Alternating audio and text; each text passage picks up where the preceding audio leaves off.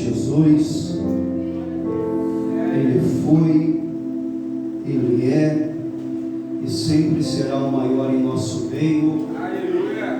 O único digno de ser reverenciado e adorado é Jesus.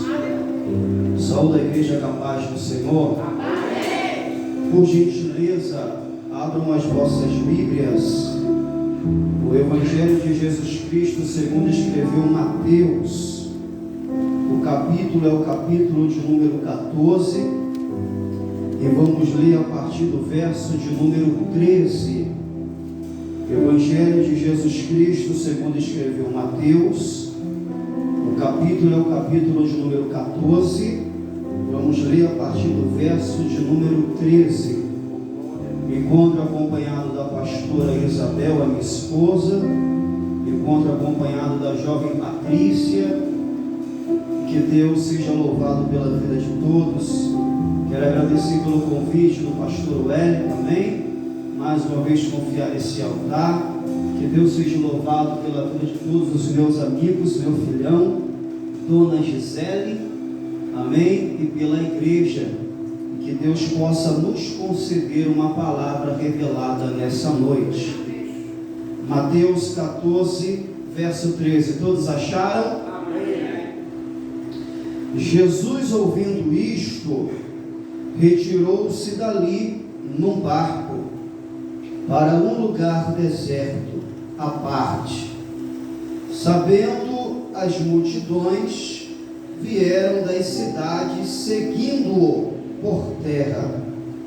Desembarcando, viu Jesus uma grande multidão, compadeceu-se dela e curou os seus enfermos. Ao cair da tarde, vieram os discípulos a Jesus e lhe disseram: o lugar é deserto e vai adiantada a hora. Despede, pois, as multidões, para que, indo pelas aldeias, compre para si o que comer. Jesus, porém, lhe disse: não precisam retirar-se, dá-lhe vós mesmo de comer. Mas eles responderam: não temos aqui senão 5 pães e 2 peixes. Então ele disse: trazei-nos. E tendo mandado que a multidão se assentasse sobre a relva, tomando os 5 pães e os 2 peixes, erguendo os olhos ao céu, os abençoou. Depois, tendo partido os pães, deu aos discípulos e esses às multidões. Todos comeram e se fartaram, e os pedaços que sobejaram recolheram ainda 12 cestos cheios, e os que comeram foram cerca de 5.000 homens, além das mulheres e as crianças. Se assenta glorificando a Deus. Leva aí no Santo dos Santos, carpinteiro, essa levada em nome de Jesus Cristo. Amados, estamos diante de um texto a qual, ao estudar essa tarde, eu fiz algumas observações e o Espírito Santo de Deus trouxe algumas revelações ao meu coração para poder compartilhar com a igreja nessa noite. Confesso para os irmãos que 3 mensagens ficou conflitando em minha alma para poder estar trazendo nessa noite, mas essa repousou no meu coração para assim estar anunciando.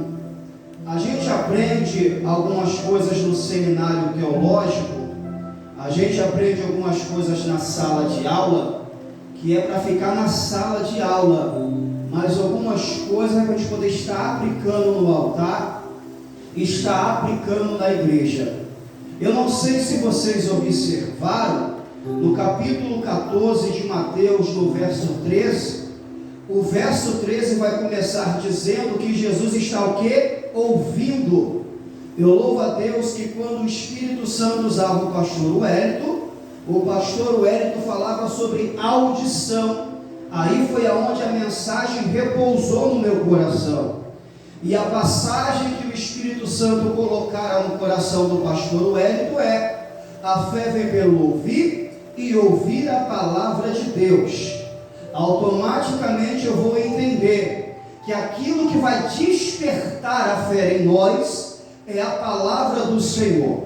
Talvez você não saiba, mas todo aquele que aceita Jesus automaticamente tem fé. A questão é, ao decorrer do tempo e da história, despertar essa fé que está adormecida dentro de você. E como essa fé é despertada? Através da palavra de Deus. Por isso, a fé vem pelo ouvir e ouvir a palavra de Deus. A palavra tem poder para despertar esse dispositivo que está adormecido dentro de você.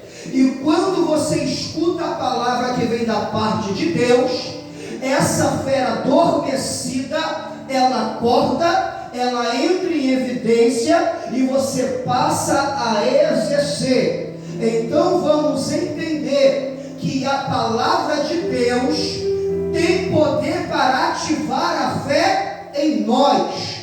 Então toda palavra que vem da parte de Deus vai ativar a fé, vai despertar a fé que existe dentro de nós. Mas o texto que lemos vai apresentar no primeiro versículo da história que Jesus escutou algo, que Jesus ouviu algo, porque o texto que lemos no capítulo 14, a partir do verso 13, vai dizer que ouvindo Jesus essas coisas, ele se retira para um lugar deserto, e o texto vai dizer que ele se retira à parte.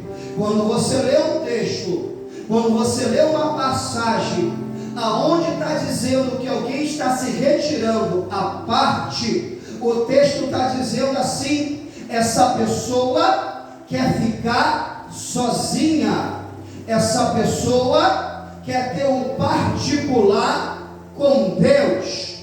Toda vez que a verbalização na Bíblia, nas Escrituras, aparece que uma pessoa está se retirando à parte, o texto está dizendo, ela não quer conversar com ninguém, ela não quer ter contato com ninguém, ela não quer estar no meio de ninguém, ela quer ter apenas contato com Deus. Então Jesus ouviu algo, e esse algo que ele ouviu, ele não queria conversar com ninguém. Jesus ouviu algo, e esse algo que ele ouviu, ele não queria estar perto de ninguém.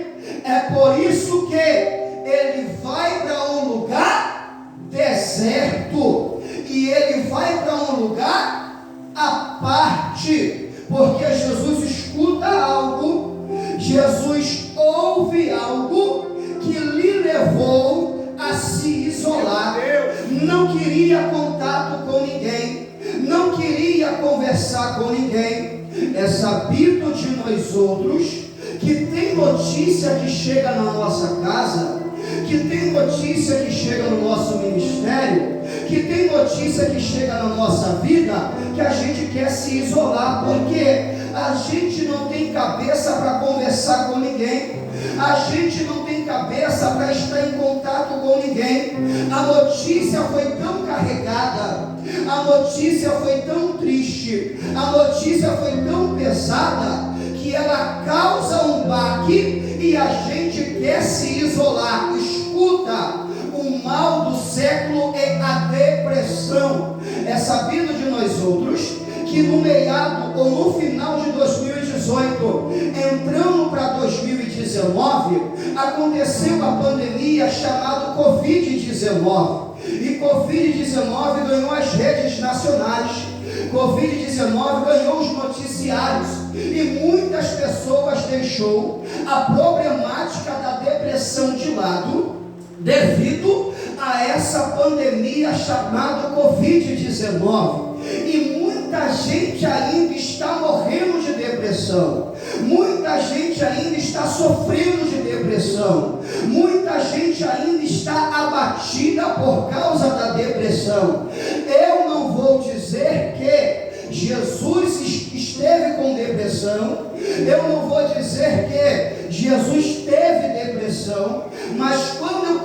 começa a estudar a Bíblia e observar a Jesus, eu vejo que Jesus, por várias vezes, ele entrou num quadro depressivo. Entrar num quadro depressivo não significa estar em depressão. O que é um quadro depressivo? O quadro depressivo leva a pessoa a se isolar. E quantas vezes você viu Jesus se isolando? O quadro depressivo leva a pessoa a não querer contato com ninguém. E quantas vezes você viu Jesus não querendo ter contato com ninguém? O quadro depressivo leva a pessoa a querer estar sozinha. E quantas vezes você viu Jesus querendo estar sozinho? Então Jesus, por várias vezes, vai apresentar o quadro depressivo. E na maioria das vezes, e nesse caso específico, foi porque ele recebeu uma notícia, foi porque algo chegou ao seu conhecimento e ele quer ficar sozinho, ele quer ficar isolado, sem contato com ninguém, apresentando um quadro depressivo devido àquilo que ele ouviu. Quem entendeu até aqui, dá glória a Deus. Aí a pergunta que eu faço para o texto, pastor Lérito, é: o que Jesus ouviu que o levou a querer ir para um lugar deserto? O que Jesus ouviu que o levou a se isolar? Aí eu volto no que eu falei para vocês sobre aquilo que a gente aprende na sala de aula. Um texto sem contexto é pretexto para errar. O versículo 13, Patrícia diz: ouvindo Jesus essas coisas, se retira para um lugar deserto à parte. O que antecede o versículo 13? O versículo 12. O que antecede o versículo 12? O versículo 11, que é onde está a informação daquilo que Jesus.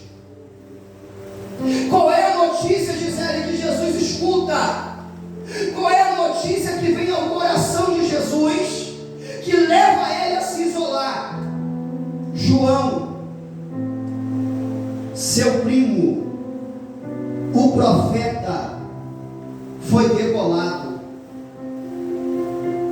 Herodes arrancou a cabeça de João e colocou numa bandeja de prata. Então, quando Jesus recebe essa notícia, ele se entristece e ele quer se isolar, porque João era o seu primo. João foi aquele que preparou o caminho para ele exercer o ministério. João foi o pastor que liberou Jesus para fazer a obra. João foi o pastor que abençoou Jesus para ele exercer o ministério. E como está gravando e vai para o YouTube, já deixa eu liberar algo aqui que talvez não sirva para você, mas sirva para alguém que depois assistir no YouTube. Tem gente querendo ir, mas sem antes passar pelo pastor. Tem gente querendo fazer sem antes receber a bênção de um pastor. Tem gente, pastor Wellington, querendo exercer o ministério sem antes passar por uma cobertura. Olha, Jesus sendo Jesus, ele não inicia o seu ministério sem antes receber a bênção de João Batista. Quando que acontece isso?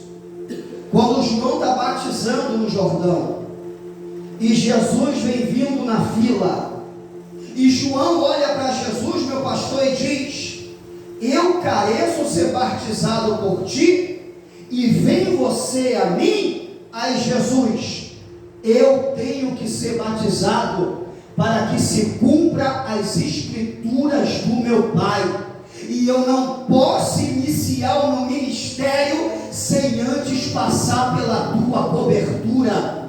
Eu não posso iniciar o meu ministério sem antes, João, você me abençoar. Eu não posso iniciar o meu ministério sem antes você me liberar para mim exercer o meu ministério. É depois que João Batista batiza Jesus que Jesus começa a iniciar o seu ministério. Então até Jesus teve pastor. Por isso ele se entristece. E a gente sabe que João Batista representa o ministério e Jesus representa outro ministério. Quando a gente fala de João Batista, a gente está falando do ministério da água. E quando a gente fala de Jesus, a gente está falando do ministério do fogo. Ou seja, João Batista representava o ministério da água e Jesus representava o ministério do fogo. É por isso que quando João Batista está batizando, ele diz: eu batizo com água para arrependimento, mas aquele que vem após mim é mais poderoso do que eu e vos batizará com o Espírito Santo e com fogo. Ô glória, quando você dá glória, a gente se empolga, irmãos. O que eu vou entender, pastor? O que eu vou entender, Gisele? Quando João Batista morre, é o ministério que fecha. Quando João Batista morre, é um ministério que se acaba. E quando Jesus recebe a notícia iniciando o ministério, ele não se alegra, ele se entristece. Aleluias! Só que tem gente hoje que quando o ministério fecha, que quando o ministério fale, em vez de se entristecer, dá culto de ação de graça. Tem gente hoje que quando um pregador cai, em vez de se entristecer, vai para as redes sociais para divulgar. Tem gente hoje que quando o ministério não vai bem, é motivo de alegria. Eu já vi pessoa falar: eu não falei que não ia dar certo, eu não falei que não ia para frente, mas nessa noite eu quero profetizar que o ministério do fogo não se entristece com a falência do ministério da água, porque aí, independente de ser assembleia, comunidade presbiteriana, a gente é um corpo só, uma fé só, uma visão só. Quem está entendendo essa palavra, levanta essa mão e dá glória. Não se alegre com o cantor que caiu, não se alegre com o pregador que caiu, não se alegre com o pastor que adulterou. Se entristeça e interceda para que Deus levante ele. Hoje é competição. Jesus poderia pensar assim, Josué: João Batista morreu, mais agenda. João Batista morreu, mais oportunidade. Só que Jesus se entristece ouvindo essas coisas. O que? A morte de João Batista. Ele se retira para um lugar deserto. Olha o cuidado de Deus, meu pastor. Não precisa levantar a mão para me agradar, mas se já aconteceu contigo, levanta para a gente se identificar. Jesus não queria falar com, Jesus não queria contato com, Jesus queria se isolar e ficar. Só que quando ele chega, a Bíblia vai dizer que já tinha uma multidão esperando. Meu Deus. Por quê? Quando o quadro depressivo se apresenta, é nessa hora que Deus sempre levanta alguém para estar do teu lado. Olha o pai, ele não pode ficar sozinho. Ele quer se isolar. Jesus, ser humano, Aí quando ele chega num lugar, pastor Wellington, não quero pregar para ninguém hoje. Glória a Deus. Hoje eu não estou com cabeça para atender ninguém. Meu Deus. Lebras, remandos. Aí ele chega, tem uma multidão esperando ele falar alguma coisa. Levanta a mão se já aconteceu contigo. Aquele dia que você não quer falar com ninguém. Minha esposa levantou as duas. Aquele dia que você não quer contato com ninguém. Aquele dia que você quer estar sozinha, tua cabeça está cheia, a tua alma está cheia. Aí o teu zap toca, amiga, tem como você orar por mim? Aí o teu zap toca, tu vai para alguma igreja hoje, tem como você me levar? Quem pode levantar a mão? Quem já aconteceu isso contigo? É Deus cuidando de você. É Deus cuidando de quebrar, é Deus cuidando de você. Porque a matriz do ser humano não é bom que o homem fique. É Deus que fala. E Deus manda dizer para algumas pessoas aqui: Deus não vai te deixar sozinha. E Deus não vai te deixar sozinho. Meu Deus. Porque Ele cuida de você e cuida da tua vida. Alguém aqui precisa ouvir isso. Alambrandos te reparaia. O diabo já até foi dentro do teu quarto e te visitou. Vai ficar sozinha e vai entrar em depressão. Mas tem uma palavra saindo desse altar da tua vida dizendo: não vou te deixar sozinha, não vou te deixar sozinho, porque eu sou teu pai e cuido de você. Glória. Eu estou na introdução. A 9 horas eu acabo. Quem entendeu isso aqui? Então o que levou ele foi essa notícia, esse acontecimento. Aí ele chega no lugar deserto, junto com os seus discípulos, e tem uma grande multidão. Aí ele não queria falar, Patrícia, mas quando ele olha para a multidão, Vinícius, eu tenho que alimentar esse povo. Aí cumpre-se o que fala o apóstolo Paulo: sofra o obreiro, mas não sofra a obra. Aí cumpre-se o que diz a palavra: buscai primeiro o reino de Deus e a sua justiça, e as demais coisas vos serão acrescentadas.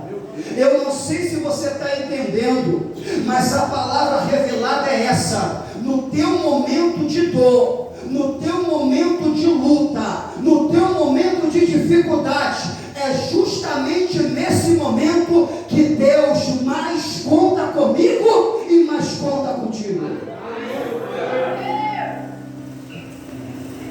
Tenho que alimentar a multidão. E olha para a multidão, meu pastor.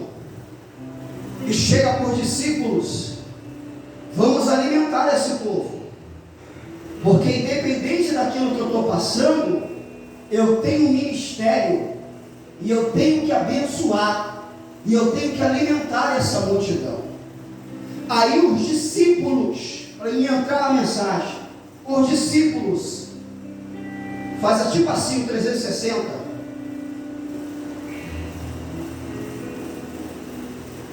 Senhor, o lugar é deserto. E a hora está avançada. Meu Deus. O lugar é deserto e a hora está avançada. Jesus está dizendo, meu pastor, vamos alimentar a multidão. Jesus está dizendo: existe um problema e eu quero resolver ele. Os discípulos, o lugar que a gente se encontra e a hora não favorece para resolver essa problemática que foi apresentada. Meu Deus. Olha a espinha dorsal da mensagem. Não deixe o lugar e a situação fazer você esquecer de quem está contigo. Glória a Deus.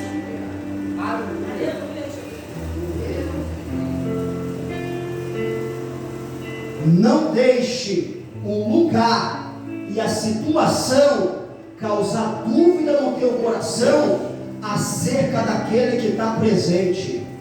Meu Deus. Jesus está dizendo: eu vou resolver. O discípulo está: não tem como resolver por causa do lugar e da hora. E muitas das vezes o lugar e a situação faz você esquecer quem está contigo. Meu Deus. Então o discípulo está preocupado com o lugar que é deserto, e os discípulos estão preocupados com uma hora que está avançada, e Jesus está dizendo: vamos resolver, e o discípulo está dizendo: não dá para resolver. Meu Deus. Jesus está dizendo: vamos alimentar esse povo, e o discípulo está dizendo: não dá para alimentar o povo, porque o lugar é deserto e a hora é avançada. Olha para cá. Esse texto em João vai dizer que Jesus pergunta para Filipe: Filipe, o que temos? Senhor, nem 200 denários dá para comprar pão para alimentar essa multidão. Aí aparece um menino com 5 pães e 2 peixinhos. Então em João, aí a Bíblia vai dizer assim: e Jesus perguntava, se tu não der glória, nunca mais volta aqui. E Jesus perguntava, já sabendo o que iria fazer.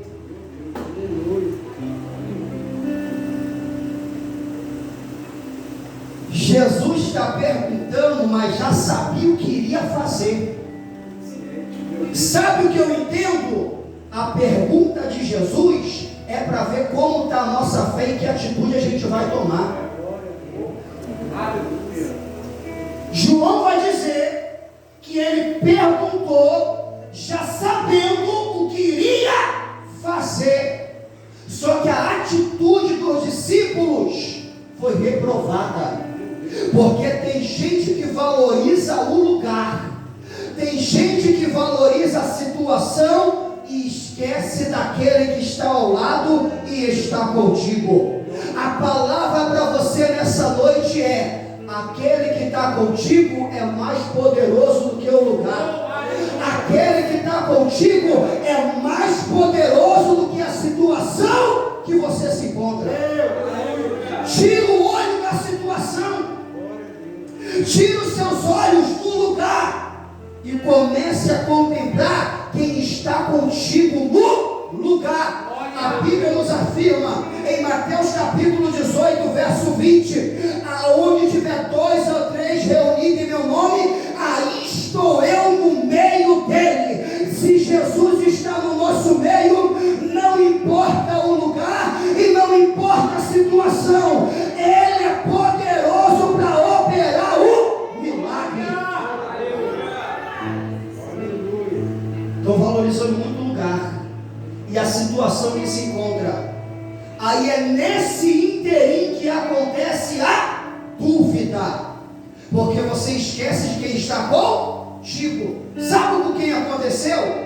Antes de João morrer, por causa do lugar e da situação, ele duvidou. Quando João está no cárcere, antes de morrer, e ele escuta que Jesus está pregando, meu pastor, o que João faz? Vai lá, Meu Deus. e pergunta se ele realmente é o Messias, ou devemos esperar outro. Isso é dúvida. Aí os mensageiros chegam, João ainda não tinha morrido. É a primeira mensagem. João está te perguntando se é você mesmo, ou temos de esperar outro que há de vir. Por quê? João olhou para o lugar e quebrou. E para situar, será que ele é Jesus mesmo? Aleluia. Deus. Será que é ele mesmo? Porque o lugar e a situação, se você não vigiar, tem poder para gerar dúvida dentro da tua alma. Meu Deus. O próprio João que disse: eis o Cordeiro que tira o pecado do mundo. O próprio João que disse: vem um aí que é mais poderoso do que eu. Meu Deus. Agora, quem está entendendo, pastor Wellington? Agora, por causa do lugar e da situação, está mandando alguém perguntar, Patrícia, vai lá e pergunta se ele é o Messias. Porque se ele é o Messias, por que eu estou preso? Meu Pai. Porque se ele é o Messias, por que eu estou nessa situação? Porque se ele é o Messias, por que eu me encontro nesse lugar? Porque, irmãos, independente de Jesus ser Jesus, de Deus ser Deus, a gente vai passar por prova, a gente vai passar por luta, mas é nessa situação que a nossa fé não pode ser abalada. A Bíblia vai dizer em Timóteo que Paulo já está indo para a forquilha, a cabeça dele vai ser degolada. Aí Paulo olha para o Romano e diz: eu já estou sendo oferecido por aspersão de sacrifício, mas a hora é chegada e em breve receberei uma coroa do prêmio da minha vocação. Aí Paulo estufa o peito e diz: combati o bom combate, acabei a carreira e guardei a fé.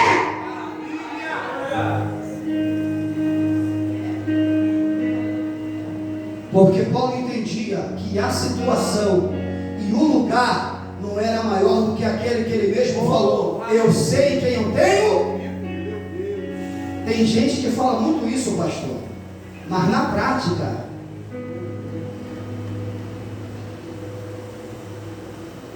tem gente que fala muito isso, mas quando a situação aparece, Meu Deus. mas Jesus está te ensinando através da palavra a entender que aquele que está contigo é maior do que o lugar e a situação que você está vivenciando. Aleluia. Aí Jesus vai lá e fala para ele que não tem que esperar mais ninguém vir, sou eu mesmo. Os cegos enxergam, os mudos falam, os aleijados andam, e o evangelho está sendo pregado aos pobres. Sabe o que Jesus está dizendo? Independente dele acreditar ou não, eu sei quem eu sou. Independente dele estar com dúvida ou não, eu sei quem me chamou. Independente dele estar valorizando o lugar e a situação ou não, sou eu mesmo, eu não mudo. A tua falta de fé não muda quem Jesus é. A nossa incredulidade, que eu vou me incluir, nem muda quem Jesus é. A palavra de Deus é: levanta a tua cabeça, levanta a bandeira, porque Jesus não muda, Ele é Deus, independente da situação e do lugar que você se encontra. Fala para ele que sou eu. Meu Deus. Porque o lugar e a situação causou dúvida em João, mas não mudou quem Jesus era. Meu Deus. O lugar é deserto, a hora é avançada. Deus. Pega essa palavra, irmãos. Para de olhar para o lugar, para de olhar para a situação, Meu Deus. porque enquanto você olhar para o lugar e para a situação, a dúvida vai crescer no teu coração e na tua alma, e você vai esquecer que aquele que está no lugar e no meio da situação é mais poderoso. Quer ver? O discípulo está no barco, a tempestade se levanta, Aí vem Jesus em cima do mar. Eles olham por causa da situação, é por causa do lugar, é um fantasma. E cria-se dúvida no coração. Aí Jesus: não sou fantasma, não temas, sou eu. Meu Deus. Aí Pedro: se é tu, manda eu ir ter com. Pedro vai. Só que quando ele olha para a onda, ele olha para o vento, ele começa a afundar, porque esqueceu de quem estava com ele em cima das. Oh, aleluia. Aí o que Jesus fala para Pedro? Por que duvidar? Porque olhou para a situação e para o lugar. Meu Deus. Quando você olha para a situação e olha para o lugar, a dúvida brota no teu coração. Quebraste, remanda, saio. Alguém aqui está num lugar que não é favorável. Alguém aqui está passando por uma situação que não é favorável. O meu Deus manda te dizer: fecha os seus olhos para esse lugar. Fecha os seus olhos para essa situação. Olha para Jesus, o autor e consumador da nossa fé, e vai ter vitória para a tua casa. Vai ter vitória para a tua vida.